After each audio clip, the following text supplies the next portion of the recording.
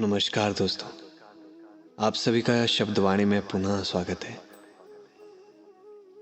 आज हम गीता के चौथे अध्याय का महात्म्य जानेंगे। तो शुरू करने से पहले मेरे साथ सभी बोलिए ओम नमो नारायण, ओम भगवते वासुदेवाय। तो चलिए शुरू करते हैं। भगवान विष्णु बोले, हे लक्ष्मी, जो पुरुष गीता जी का पाठ करते हैं तिनके छूने मात्र से अधम देह से छुटकारा पाकर विवेक को प्राप्त होते हैं।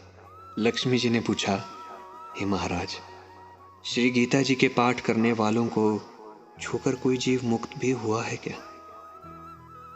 तब श्री भगवान बोले, हे लक्ष्मी जी, आपको मुक्त हुए पुरुष की पुरातन कथा सुनाता हूं। भागीरथी गंगा के किनारे श्री काशी नगर है। वहां एक वैष्णव रहता था। वो श्री गंगा जी में स्नान कर श्री गीता जी के चौथे अध्याय का अध्ययन करता था। उस वैष्णव के पास तप ही धन था। एक दिन वो साधु वन में गया। वहां बेरी के 2 वृक्ष थे। वो साधु उनकी छाया में बैठ गया और बैठते ही उसको निद्रा आ गई। एक बेरी से उसके पांव लगे और दूसरी बेरी के साथ सिर लग गया तो दोनों बेरियां आपस में कांप कर पृथ्वी पर गिर पड़ी। उनके पत्ते सूख गए। परमेश्वर के कहने से वे दोनों बेरियां ब्राह्मण के घर जा पुत्रियां हुई। हे लक्ष्मी जी, बड़े पुण्य संचित कर मनुष्य देह मिलती है।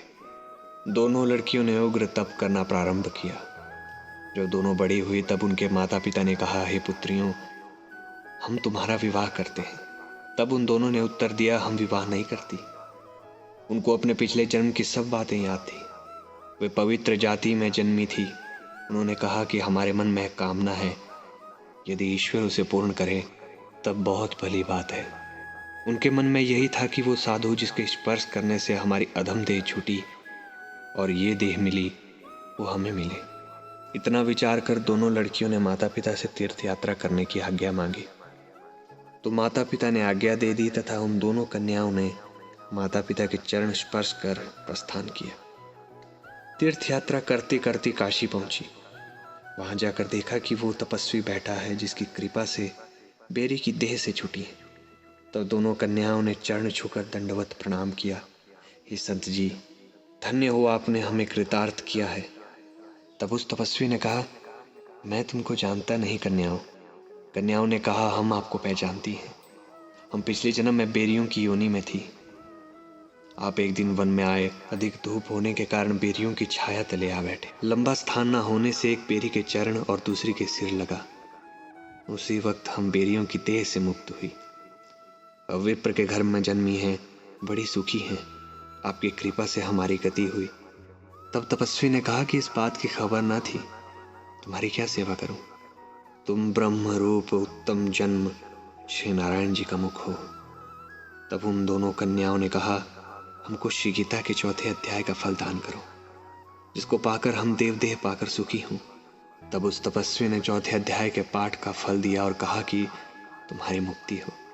इतना कहते ही आकाश से विमान आए। उन दोनों ने देवदेह पाकर वैकुंठ को गमन किया। फिर तपस्वी को ज्ञान हुआ कि श्री गीता जी के चौथे अध्याय का ऐसा महात्म्य है। तब श्री नारायण जी ने कहा, हे लक्ष्मी, ये चौथे अध्याय का महात्म्य है जो मैंने आपको सुनाया।